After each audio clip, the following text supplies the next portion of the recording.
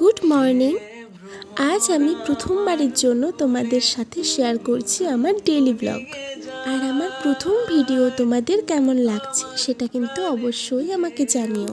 হ্যাঁ, আমরা সবাই সারাদিন অনেক কিছুই করি, কিন্তু সবটা তো আর ভিডিওতে নেওয়া যায় না। আসলে প্রথম ডেইলি ব্লগ করছি তো, তাই আর কি মনে থাকে না, যে কোনো কাজ করে ফেলার পর মনে পড়ে ভিডিও তো করলাম না।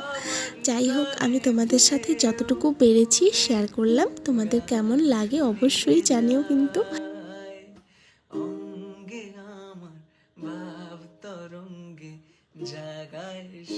সব সেরে কিন্তু রান্নাঘরে চলে গেছিলাম, রান্না আর টুকিটাকি কাজের জন্য। আর সেখানে আমাকে দিদিভাই, মা সবাই হেল্প করছিল। আজকে প্রথম দিন তো, তাই ভিডিওটা ভাবছি ঘরের মধ্যেই থাক।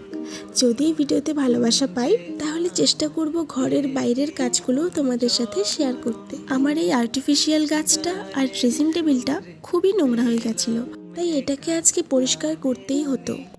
এদিকে সকালে আমার বিছানার সেটগুলো ধুতে দিয়েছিলাম দিদিকে, আর সেগুলোই শুকিয়ে যাওয়ার পর নিয়ে আসলাম। আর তখনই আমার একটা পার্সেল চলে এসেছিলো, আর সেটাকেও সাথে করে নিয়ে আসলাম।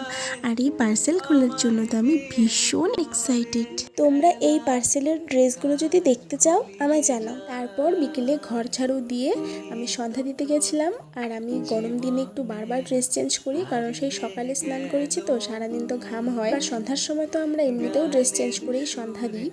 আর এই ছিল আমার সারাদিনের ছোটদের কেমন লাগলো সেটা অবশ্যই জানিও। আজকের জন্য টাটা।